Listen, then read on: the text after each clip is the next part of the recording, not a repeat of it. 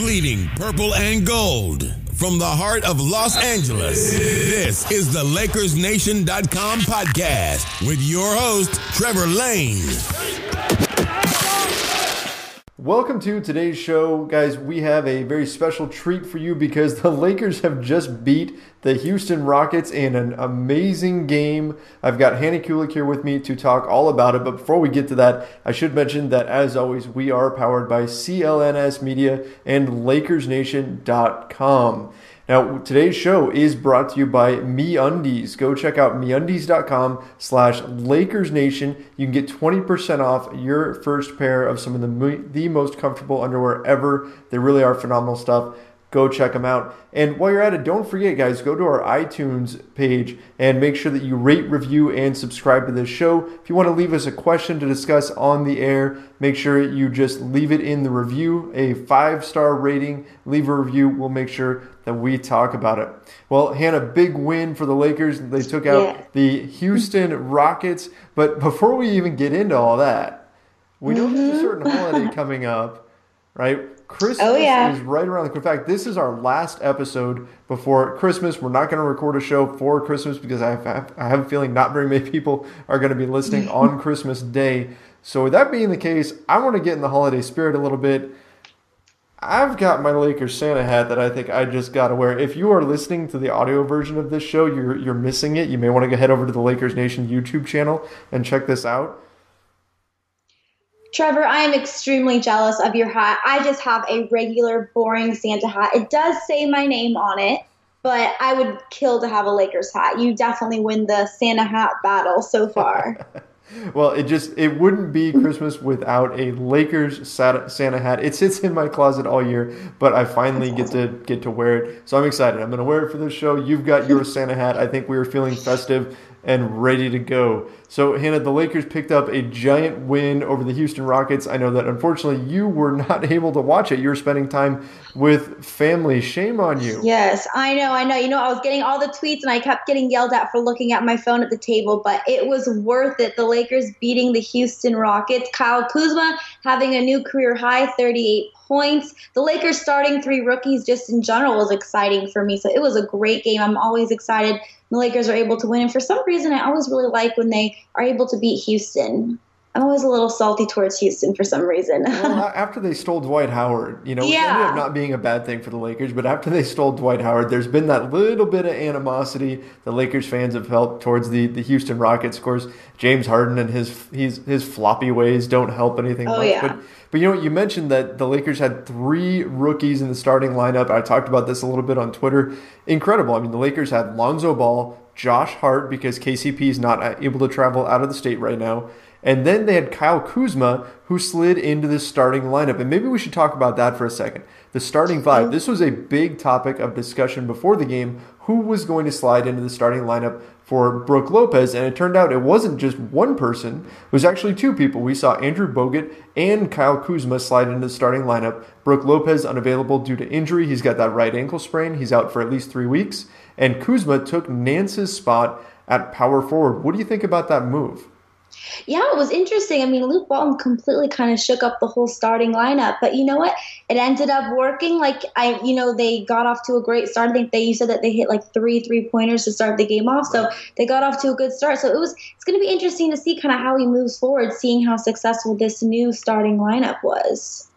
Yeah, I think the idea was to try to replace Brook Lopez's floor spacing by throwing in Kuzma into the starting 5 because obviously Larry Nance Jr. isn't an outside shooter. Andrew Bogut isn't an outside shooter. Now, a lot of people were not too pleased from the reaction that I saw on basketball Twitter that Andrew Bogut was getting those minutes. But from Luke's comments after the game, we know that Bogut was never intended to play that many minutes.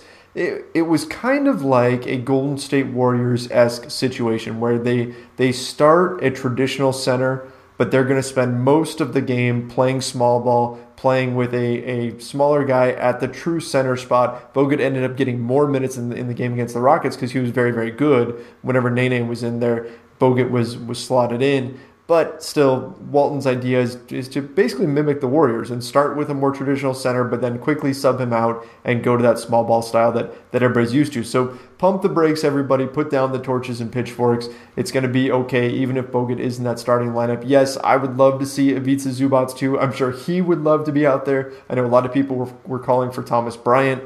But right now, Luke's going with Bogut. And you know what? We can't be too upset because, I mean, hey, they just beat the Rockets. The Rockets were on a 14-game win streak. Chris Paul got his first loss of the NBA season. So all good things to celebrate here. Hannah, the one thing that is kind of standing out in this game, aside, we'll get to the positives in just a minute, but the negative, Julius Randle only played 8 minutes. Yes. What's your take on that? He's not going to be too happy about that, I don't think. Yeah, no, I mean, I was even listening to John Ireland on the way home, and they were saying he's just not too happy, which you could obviously expect from a guy like Julius Randle playing fewer than 10 minutes. It's not an ideal situation for him. But you know what Luke just said? Luke wants to go with the guys right now who are playing well, and for some reason, you know, he really liked, obviously Kuzma was killing it tonight, so he wanted to stick with the guys who were on fire. So, I mean, I don't know. Yeah, I mean, Luke even admitted after the game, he said Randle has been playing great, and so he understands why he would be frustrated. But, you know, Randle in his stint in the first half, he wasn't all that great. He struggled a little bit, and then the other guys just had it going, and so Luke went with them. And that's not just a Julius Randle thing. I think it's important that we remember that. We've seen Lonzo Ball benched in the fourth quarter, even in games where he was playing well because Jordan Clarkson happened to be playing better in that game. Right, we've seen Larry Nance Jr., we've seen Brook Lopez, we've seen a number of guys get benched in crunch time because it's not going with the flow. Luke's going with the hot hand, and at least he's being consistent with it so we can understand that. I would not be surprised if next game Julius Randle plays a lot of minutes. I think that was the plan going in, that Bogut would play extremely limited minutes and Randle was going to get most of those minutes at center. Bogut ended up doing a pretty good job in there. He was really helping on the boards. And so Walton stuck with him. And you know what? You can't argue because, well, the results speak for themselves, right? I mean, he got the win and that's what matters. Yeah, no, I completely agree. I mean, obviously it's very frustrating for Julius, but at the end of the day, I want to win. And however we're going to be able to do that it's fine with me. So your guy, Kyle Kuzma, kind of went nuts in this game. I mean, yes. Well, you go ahead. Tell us what was his stat line, because I'm sure you're going to get way more joy out of saying this than I would. Okay, cool. Kyle Kuzma tonight obviously had 38 points. He made 7 3-pointers, which is very impressive. He, of course, got the start. And the thing with me and Kyle Kuzma, it's like, everyone's always, you know, saying, oh my gosh, you know, Kyle Kuzma, 38 points, I'm shocked, whatever. I'm not shocked. Has there ever been a game where he hasn't gotten, if he's played more than 30 minutes, has he ever had a game where he hasn't scored at least 20 points, if he's gotten at least 30 minutes? I don't think there has been. And if there has, it's only been one. And something crazy was going on that night. So if Kuzma gets the minutes, he's going to get the points. So I mean, I know I keep saying it. I feel like I'm just like on repeat, but I love Kyle Kuzma. I'm just keep getting more and more impressed with him each game. He's really, really proving to be, I mean, obviously the steal of the draft, but he's just proving to be a very good player. It has indeed happened a few times where Kuzma has not hit 20 points, even though he played 30 minutes, but very rarely, though. I mean, the point still stands that the guy can put the ball in the basket. Mm-hmm. Right? I mean, he is phenomenal at doing that. The defense is a little bit of a work in progress, but my goodness, he was red hot. He really got the Lakers going in the first half against the Rockets, got their confidence up, and it seems like Kuzma was basically making a statement like, hey, don't pull me out of the starting lineup again. I mean, remember, he started for part of the season, and now he is back in there in the starting lineup. Luke Walton said he was still going to tinker with lineups a little bit. He might play with some things here and there. Well, Kuzma just made a statement like, hey, you better be starting me the rest of the way out. So I'd be surprised if after this performance, Kuzma doesn't get at least a 5 to 10 game stint in that starting power forward spot after what we just saw, right? I mean, you can't pull Kuzma after this kind of a performance, right?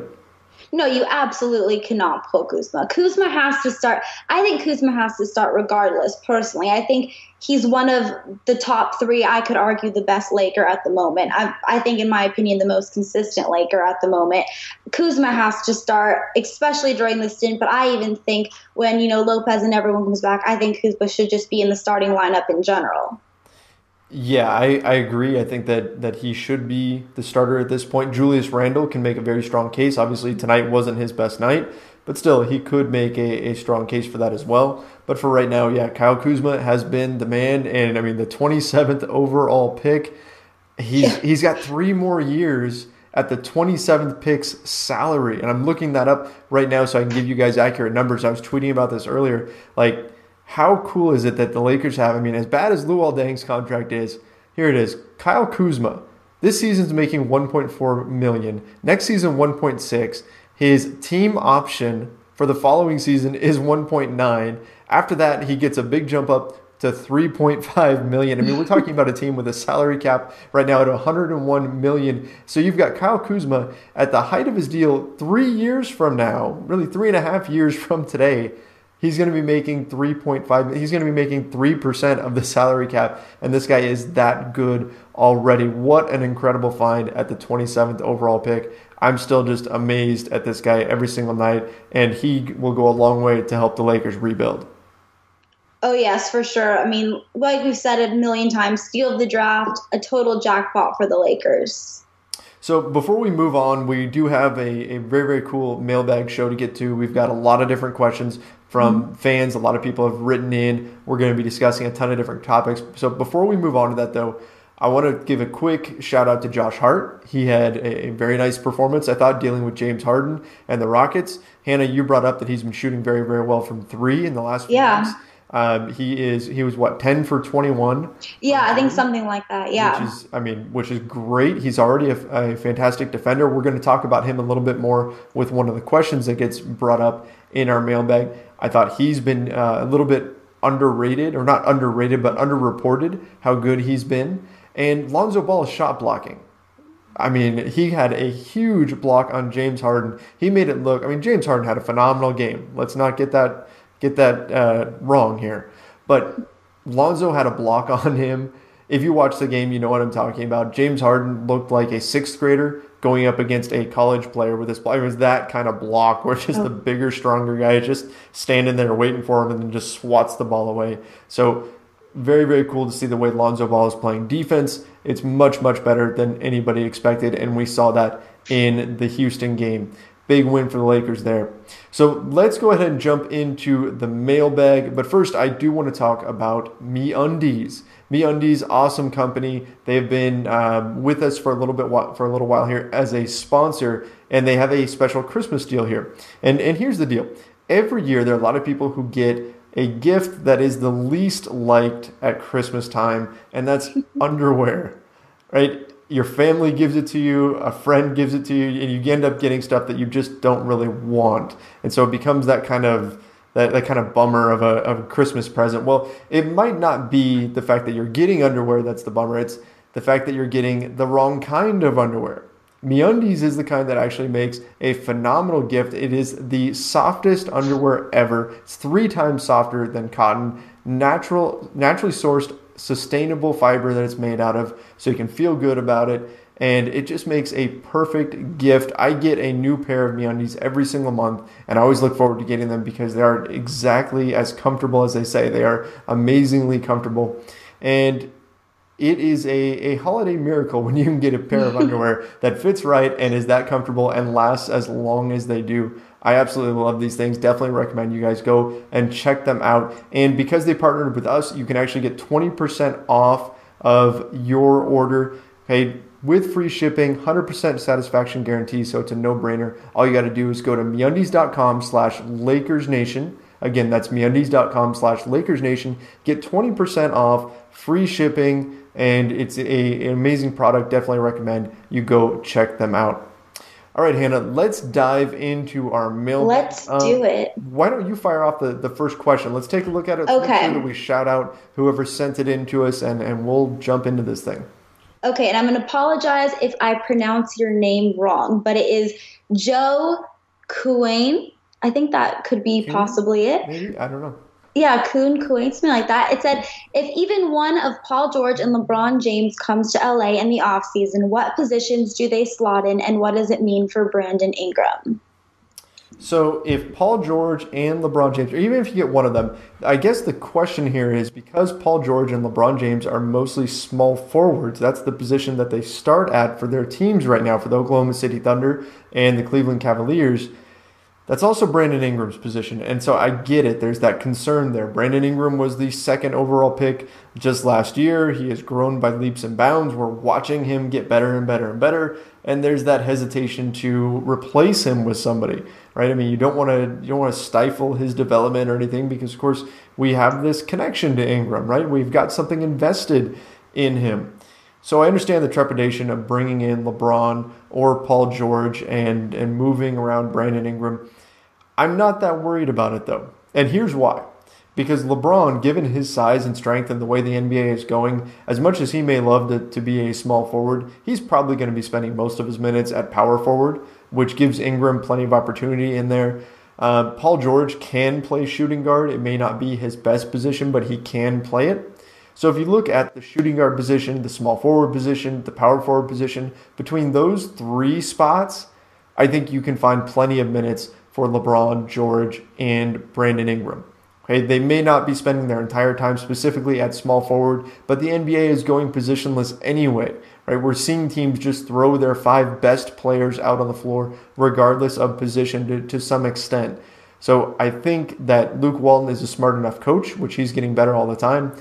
And I think that the Lakers are smart enough in how they're going to build their team. Rob Pelinka is very aware of the things that they need. And that I think they'll be able to get around any kind of positional logjam with Ingram, even if it means you start Paul George or Ingram at the 2 in order to have all 3 in your starting lineup. I think you make it work if you've got that kind of talent on the floor.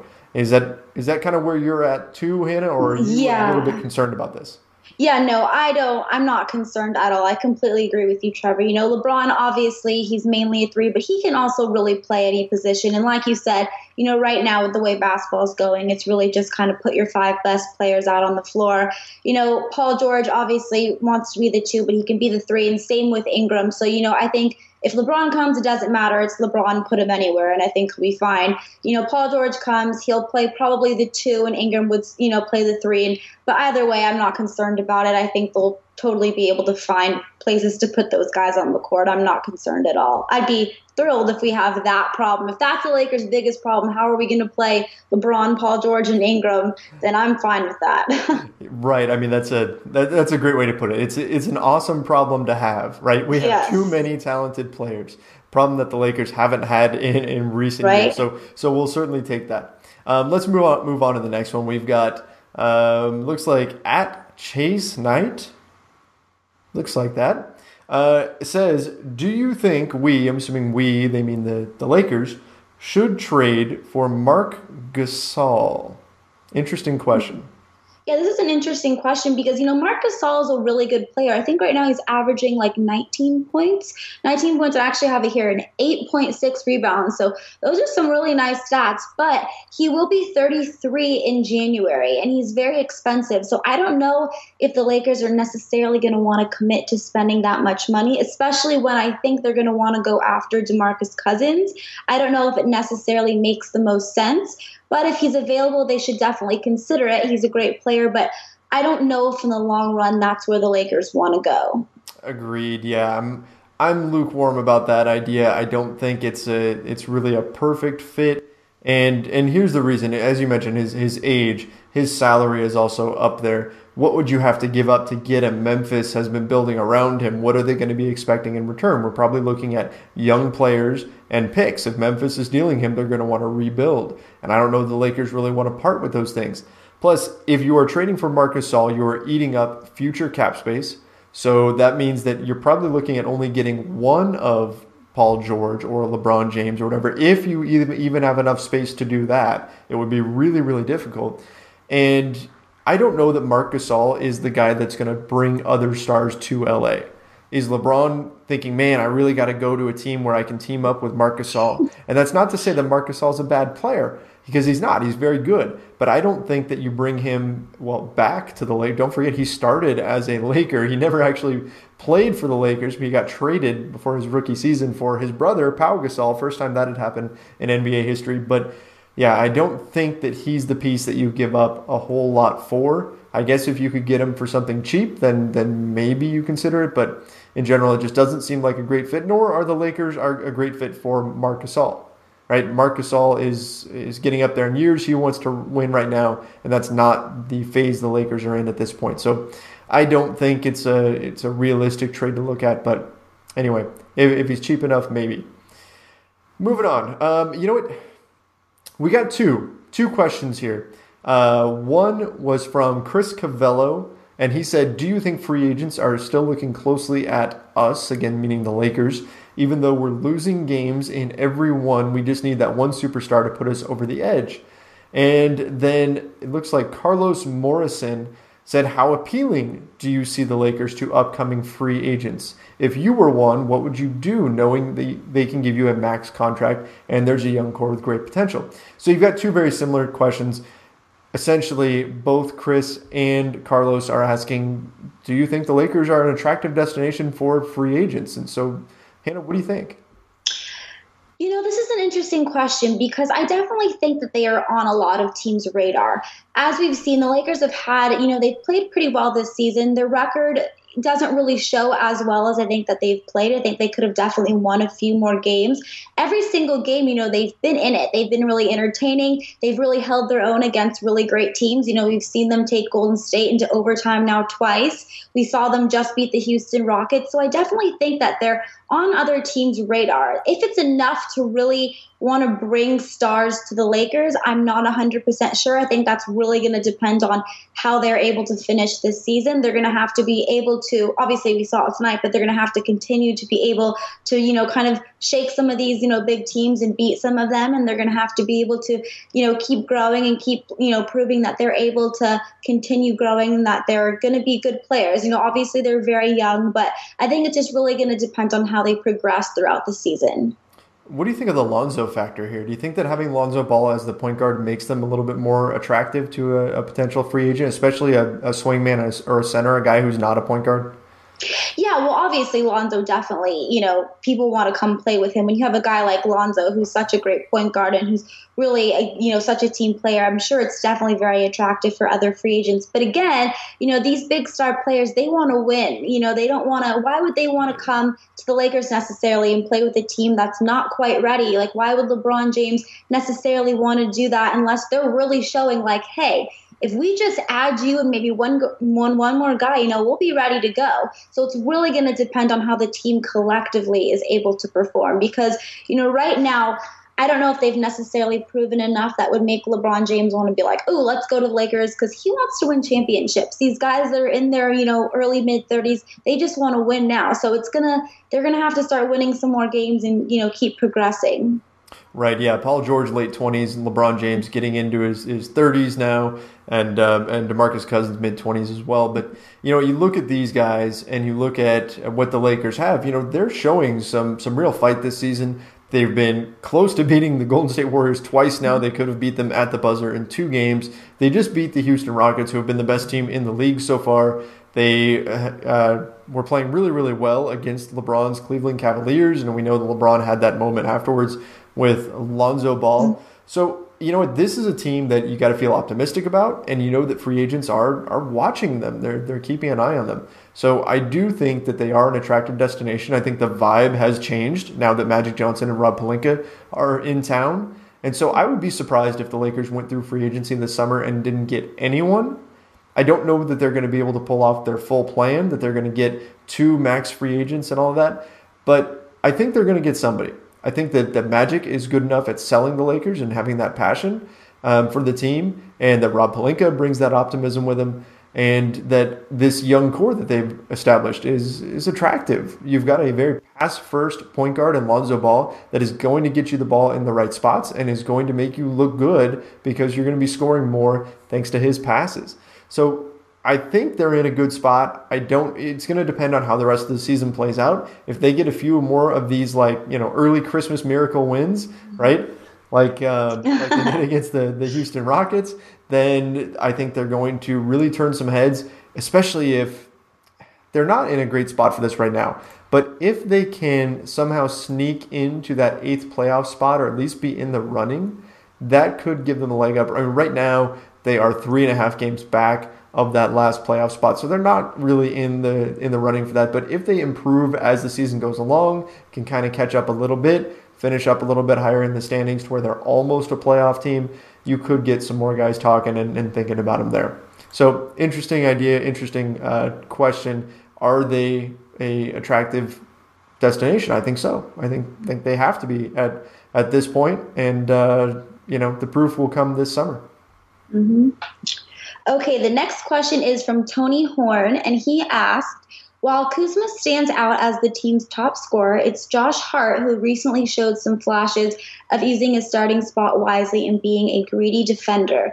Little bit undersized, but able to defend bigger players. Can he be the team's first stopper if KCP leaves in the summer? I like this question. It's a good question. I do. I like greedy defender. Yeah. I think I use this too much. My go-to is stingy defender, but greedy defender. I like that. That sounds pretty good. I usually do pesky defender. Pesky defender. There's another one. Pesky defender. Greedy defender. Greedy defender is really good. I like that. Can he be the first stopper if KCP leaves in the summer? Yeah, that's kind of what I was thinking when they drafted Josh Hart, and we first got a look at him and everything. We saw the way that he plays. He's kind of like Kentavious Caldwell-Pope light, right? He's like a mini version of him in some ways. KCP has been, he's been frustrating fans with his shot selection. He seems to be something of a gunner, and he's in a contract year, so that makes some sense. But that was kind of his MO coming out of Detroit too, was that he's a guy who likes to fire away. Sometimes he hits those long bomb threes, but other times he takes questionable shots, like the attempted game winner against the Warriors that did not come up very well. KCP has been a very, very good defender. I've been impressed with him on that end, but I've also been impressed with Josh Hart there, and I think he plays a little bit more under control, and he's steady. They're definitely not the same player, but I think that Josh Hart does enough of the same type of things that KCP does, and he is so much cheaper. I mean, what is he costs like 1/18th or whatever of what KCP. I mean, KCP is making $18 million. Josh Hart's making just over $1 million. So yes, I think that he is a phenomenal cheap replacement. I keep losing my earpiece here.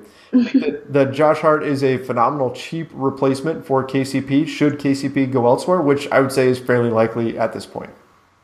Yeah, no, I agree with you. I definitely think he could be. I still think that we do have to see more. Obviously, we weren't really able to see much from Hart over the summer league and the preseason because he was out with an injury. So he started the season a little bit further behind than the other players, and he didn't really play too many minutes. But ever since he's been getting the minutes, I've been really impressed with him. And, now with KCP not able to travel out of state, it's going to give Hart a big chance to prove himself. So he's going to really kind of have to continue showing what he can do. But I think I really like Hart, and I was excited when the Lakers drafted him just in general. I think, after the 4 years of college, he's a really physically fit guy. He's very tough. He's kind of more mature and NBA ready because of, playing those 4 years in college. So it's definitely possible, but we're just going to have to continue to see how he progresses during the season. Right. Yeah. I mean, he's so far so good, but we'll have to see kind of how things go from here. Absolutely. That's a good way to put it. So let's see here. Next one. I think we can do this one pretty quick here. Who would have to lose a limb / what natural disaster would have to befall LA? I don't think this is a good time to talk about natural disasters in LA right now, with all these fires and everything. For Julius Randle to start at this point, clearly an injury just doesn't cut it, man. So, yeah, right? Yeah. Brook Lopez goes out. A lot of people were thinking that Julius Randle might slide in and be that starting center. Hannah, what do you think? Should Julius Randle keep coming off the bench, or should they toss him into the starting lineup at some point here? Well, here's the thing with me and Julius. Obviously, I understand he could very easily start for us. But I actually really do like him coming off the bench. And I know that the coaching staff does too, because when he comes off the bench, he's completely able to dominate against other teams' second units. And I don't know if he would necessarily be as effective against teams' starting units. But, I mean, obviously, I can understand why people are frustrated with Julius Randle coming off the bench. I don't know. I mean, it's just kind of difficult. Obviously, the coach and the coaching staff has kind of decided that they'd rather go with Kuzma and Nance over Randle. I don't know necessarily what that means with Randle for the future. But I can definitely understand the frustration there. I do like seeing him in the second unit, though, just because I like seeing Julius be able to dominate against other teams. Yeah, I mean, he can be a beast in the paint. Julius Randle has had a great season. Statistically, he's been the best center on the team. He has been in their top four, I believe, 5-man rotations in terms of net rating. Julius Randle has been the one constant. It's been him at center for each one of them. And so he's been a very, very productive player. But I think we get a little bit too hung up on starting. And I know we spent a ton of time talking about, who's going to replace Brook Lopez in the starting lineup and all that. I think that total minutes matters a bit more than starting. Because as I said, Luke Walton is kind of following that Golden State Warriors mold where you start more of a standard center, more of the typical center, but then he's going to spend most of the game running small ball. If that's the case, Julius Randle, I think in a typical game, didn't happen against Houston, but in a typical game now with Brook Lopez out, I think Julius is going to get 25 to 30 minutes a night, and I mean, that's perfect. That's right where he should be, and so I don't think it's going to be too huge of a deal. I'm not too worried about him not starting, especially if he's not starting because Kyle Kuzma is the starter. I'm fine with that. You need his floor spacing out there.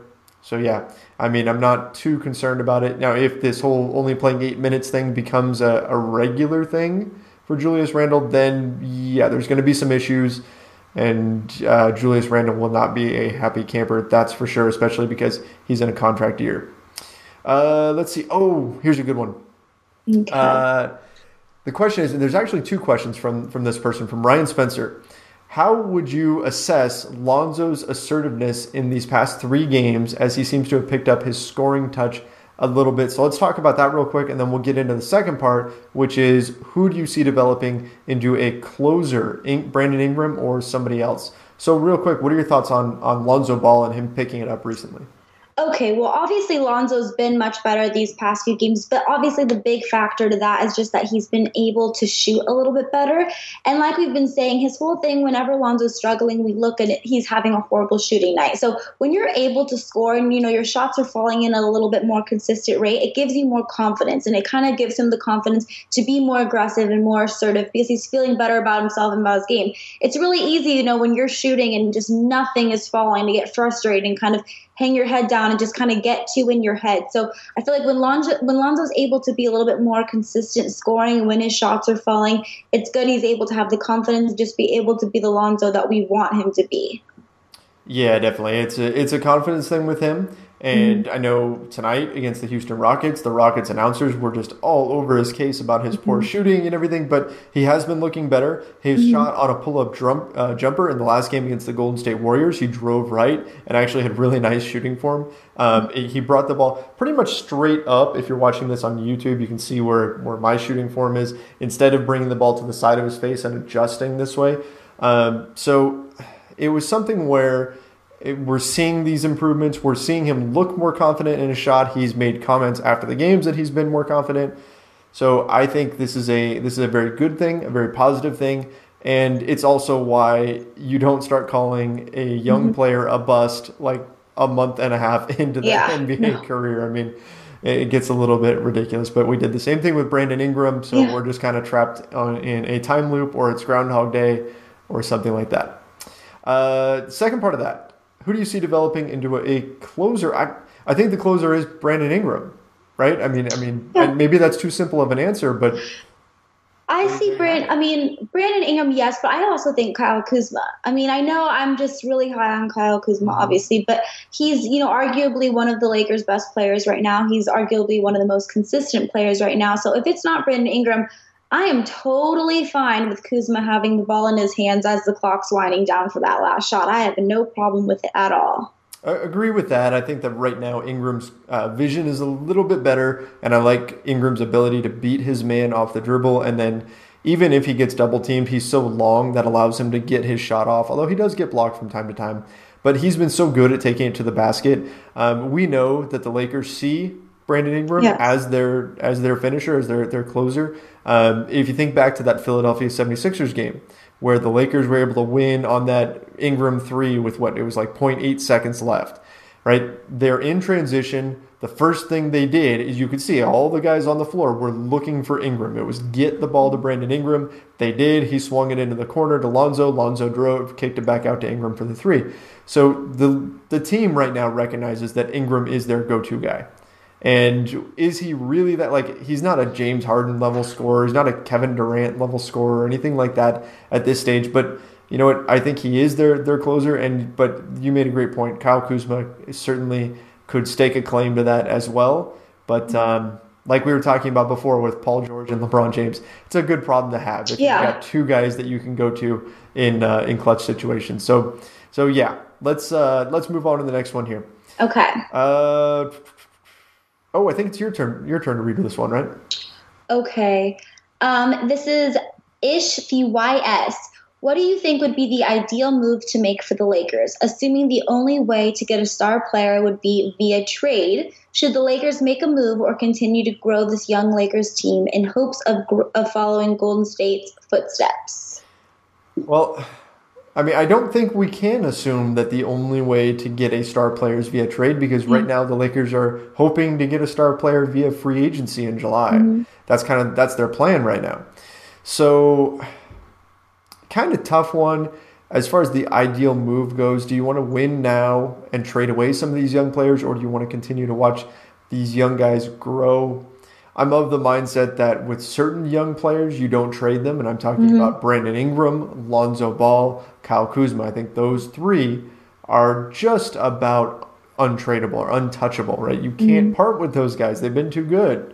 And they're the type of players that you need. If it's Julius Randle, well, he's been great. But if you make the decision that you're not going to bring him back, if you decide that you're not going to spend your free agent money on him, your cap space, then maybe you trade him. And you could try to find a win-now piece. But you also have to keep in mind, I mean, the Lakers' plan is to have cap space this summer. And if you trade a guy like Randle for another player with long-term salary, then you're going to be eating into your ability to go after LeBron James and Paul George this summer. So I think that if the Lakers are going to make a move, it's not going to be a major move. It's going to be more something where they are keeping their cap space free. Or if they do make a big move, it's to clear up cap space rather than bring in talent at this point. At least that's what I see happening. Yeah, I agree. And, if we had to make a trade, I think that the best trade would be Paul George for KCP and Brook Lopez because those guys are both on expiring contracts. And then Paul George would replace KCP. And then I think OKC would have an interest in Brook Lopez, probably bring him back next year. You never know. And I would rather get rid of guys with expiring contracts before I would get rid of like Randle and JC, unless we know for sure, like you said, that we're just not going to bring Randle back. I wouldn't really get rid of JC unless, teams really want him at this point. I think we need his scoring. We obviously are a little bit tight at the guard position right now, so I think we need him. But, again, like you said, if we're able to clear up cap space or who, it's just going to depend on who we're able to get, honestly. Right. You know what I mean? If you're doing Brook Lopez and KCP, that's about $40 million in outgoing salary. So that's going to be tough for any team to match. But that Anthony Irwin and I talked about this on a recent show where we went over a ton of different trades, KCP and like maybe Nance or something like that. Yeah. And then another piece thrown in there. It could potentially work if OKC is inclined to move Paul George, which report came out today that as of right now, they're not. But the trade deadline is still, 6 weeks away, so that could change. As far as this question goes, I mean, this whole win now versus let these young pieces develop, they're in a tough spot, kind of, right? Because you're right, Jordan Clarkson is important for this team right now. He's been in a little bit of a slump lately, but he's important for them. Julius Randle is important for this team. So if you're coming up to the trade deadline, you don't really want to just lose those. Like if you trade those guys away for cap space, what does that leave you with for the rest of the season? You're going to struggle down the stretch because you don't have those guys in place. So the best case scenario for the Lakers is to hang on to those guys and then trade them in the summer once you've got a commitment from LeBron James, from Paul George. You have trades lined up ahead of time. Much, much easier said than done. That's extremely hard to do, but that would be the ideal scenario, would be to play out the rest of the season with the guys that they have and then trade once you know that LeBron's coming, or once you know that Paul George is coming and you need to free up that space. But again, not easy. Let's see. Let's move on. We kind of just answered the next one here. Yeah, I right? agree. Are we? Yeah. And let's still give this person a shout out. Parades on Fig Street 9. That's awesome. That's a great username for a Lakers fan. Just asked, are we going to be active come the trade deadline? So yes, the Lakers I think will be active, but I don't know that you're going to see the blockbuster move. Okay, I think they're going to do something. I think that they're going to make some sort of a shrewd move to either free up some space or bring in somebody, right? I mean, we even saw them move, Marcelo Huertas, and they picked up Tyler Ennis just to get a look at a young player. Maybe something along those lines, but I wouldn't expect anything too crazy at the trade deadline. Next one, and we're almost done here. Adrian Flores says, has Ingram and Kuzma showed us enough to not try and sign Paul George? Which we kind of just addressed that one. Well, we'll get into that. Will Ingram be a 20-point scorer in year 3? And who is the ideal center for this Lakers group? P.S. Don't say DeMarcus Cousins. Oh boy. Okay, so Hannah, let's piece that up. So first of all, Ingram and Kuzma, are they enough to forego going after Paul George? No, I don't really think anyone's enough to forego going after Paul George. And we all know how much I like Kuzma, but if we can get Paul George, I want Paul George. So definitely no. Obviously, Ingram and Kuzma, have been playing really well this season, and they're going to be a key part of this Lakers team moving forward. But we want them to be, playing with Paul George as well. So they're definitely not enough for us to forego trying to get PG-13 for sure. No way. Yep, agreed. So the next part, will Ingram be a 20-point scorer in year 3? I mean, Magic Johnson was saying Ingram was going to average 20 points this season. Hasn't happened. Do you think it's realistic to think of him as a potential 20-point scorer in year 3? And I'm looking up his scoring average right now. I know he was at 16 point something last time. Yeah, he's at 16.3 right now. So I definitely think it's possible for sure in year 3. I mean, he's already up. I don't remember exactly what it was last season, but I'm sure it's already definitely a big jump up from last season. So I think he's at 16.3 points this season. Just jump him up another 4 points. I think he could definitely be a 20-point scorer next season for sure. Right, and I think it depends on the personnel. If you have Paul George and LeBron James, then no, Brandon Ingram is probably not going to score 20 points per game. But if you don't get those guys, then sure, why not? I mean, if Brandon Ingram gets his three-pointer falling a little bit more regularly, if he can hit from the free throw line a little bit, right? I mean, if he brings those up, his three-point shooting, say he brings that up 3%, 4%, right? If he gets a little bit better from downtown, if he hits 1 or 2 more free throws per game, that's it. There's your 20 points right there. So, yes, I could see him as a 20-point per game scorer. I don't think he's a natural scorer like some guys are, like Kyle Kuzma, but he could definitely get there. Last one, who is the ideal for the center for this Lakers group? And don't say DeMarcus Cousins. I think I'm going to say DeMarcus Cousins. I was just going to say that too. I was going to say, I'm sorry, Adrian, but it's DeMarcus Cousins. Could you imagine this team with a guy like DeMarcus Cousins? It would be pretty exciting to watch. He's just kind of like that little piece that we really need. I think we just need DeMarcus Cousins. And, he's the only center that I really want to go after personally. I get the hesitation, though, because of Cousins' personality. Yeah, that's true. Right? Because of those issues. And so I understand that. Maybe you don't want that personality, that temperament around your young players. So I get why there'd be some hesitation there. So if not DeMarcus Cousins, then, someone like DeMarcus Cousins. I think you could actually make a case for DeAndre Jordan, who's going to be a free agent, or most likely will be a free agent, just because I'm having visions going through my head of Lonzo Ball tossing lobs to DeAndre Jordan. And that would be exciting. That would be good. Especially if you have Kuzma as your 4, because you still have enough shooting out there. But he's on the older end, and his game is so athleticism-based that worries me a little bit. So maybe DeAndre Jordan? I don't know. Is there anybody else out there that you think would be an ideal? I'm thinking like a Cousins, a Marc Gasol would be good, but Gasol's a little bit up there in years. Anybody else? I honestly don't even see, if it's not DeMarcus Cousins, and I only think the Lakers are caring about LeBron James, Paul George, and DeMarcus Cousins as like the big guys right now. I think DeAndre Jordan would be interesting. I don't know necessarily if he would totally be the perfect fit. I don't think he necessarily would be.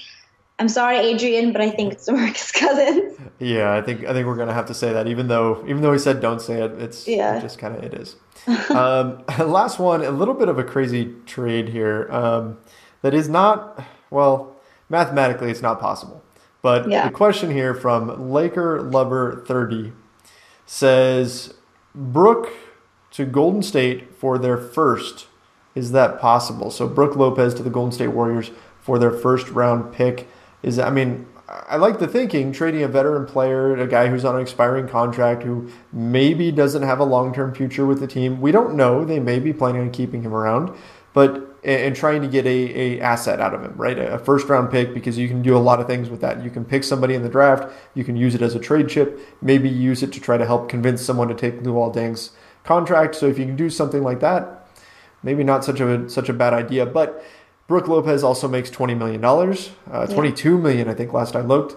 So that's a ton of salary to absorb. The Lakers would definitely have to take back salary in order to do that. And the Lakers can't take back any salary that goes beyond this year. So they'd have to take back expiring contracts. Otherwise, it kills their plan of going after 2 max free agents. So, all that being said, really, really, really difficult to do. The Golden State Warriors certainly can't absorb Brook Lopez's salary. I don't know. Hannah, I don't think Brook to the Golden State Warriors works. Any other teams where you think maybe it would make sense, or do you think that Brook Lopez is just sticking with the team for the rest of the year? I think he's probably going to stick with the team for the rest of the year, honestly. But, I don't even think Golden State would be interested in him in the first place. Like you kind of mentioned earlier in this episode, Golden State, they don't really play their centers that much anyway. They like to play that small ball. So I don't even know why they'd really be interested in bringing a guy like Brook Lopez over to their team. But, yeah, I don't think so. I think Brook's just going to be with us for the rest of the season. and here's the other thing. Brook Lopez, I've mentioned this before, he is a huge fan of Disneyland. Yes. The guy spent, I want to say it was 3 of his first 4 or 5 days when he got into town after being traded here at Disneyland. Wow, that makes me like him a little more. I love Disneyland. Yeah, Disneyland is awesome. But I'm saying it's Christmas time right now. We're wearing our Christmas hats. Yeah. And you're going to take Disneyland away from Brook Lopez? Right? Oh, my gosh. What are you, the Grinch? Yeah, I don't think you can do that, right?